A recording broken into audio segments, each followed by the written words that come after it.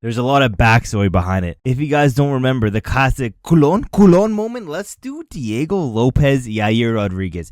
If this fight doesn't get made, at all, if we're seeing other matchup, like I've heard Diego Lopez versus Silva, that makes sense. That's a fun matchup. But no, this is the fight that everybody wants to see. And if it doesn't happen, Dana White, I'm not going to say much, but your ass is getting diddied. That's all I'm going to say, Who's going to be doing the diddying? I don't know yet. We'll figure that shit out. But at the end of the day, I don't even know if that's a threat anymore because, like, low-key, John Jones has been doing that for the whole of 2025 to Dana, but let's move down, though, because to be honest, the more I think about this featherweight fight, this featherweight division, the more pissed I get. Let's go down to bantamweight. Bantamweight, this is a good fight, too. Arguably, from lightweight down, nothing but bangers. All these fights are bangers. What am I talking about? But this is a super high-level fight. Arguably, that's what happens when you move down into the lower rankings. But the only matchup that makes sense here, which, again, I'm hearing rumors where we're getting bullshit fights for both of these dudes.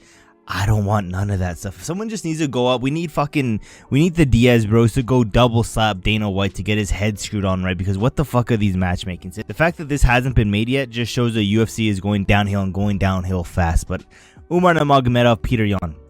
I didn't know that the UFC is such a retarded company that I need to pitch these fights to them. But at the end of the day, who doesn't want to see this fight? This is a crazy, I guess for both of them, you could do a #1 contender fight, but especially for Peter Yan. I mean, Umar, I guess you could do it for Umar too, because at the end of the day, there's not many people outside of Corey Sandhagen that deserve a title shot. And, you could be doing Corey Sandhagen versus the winner of Merab versus Sean O'Malley, and somewhere in between Umar versus Yan. And it just makes sense there. See, again, the UFC, what's going on? Why are we being a bunch of retards lately? Why are we having such a hard time matchmaking these dudes? And if it goes into the fact that, maybe some of these dudes are being a diva and not accepting certain fights, we need to cut their ass. We need to smack them. We need to hit them. We need Dana White to draw. We need old Dana back, the one that had his pimp hand strong. Right now, that pimp hand hasn't been pimping very much. That's all I've been saying. But let's go down to flyweight.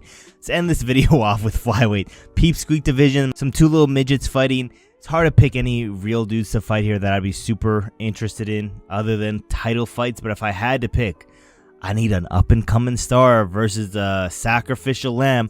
Joshua Van, Steve Ercik. We need this to happen. I'm sorry, Steve, but, it is what it is. We need you to get knocked out one more time for the hood. We need Joshua Van to come out here, put a quick 1-2 on your ass, and just build Joshua Van up and up and up into these rankings so eventually he's a champ. But Steve, I'm sorry I had to do that to you. Ercik was out here on a good run, arguably beat Pantoja, but I don't know what happened. But he's on a 3-fight losing streak.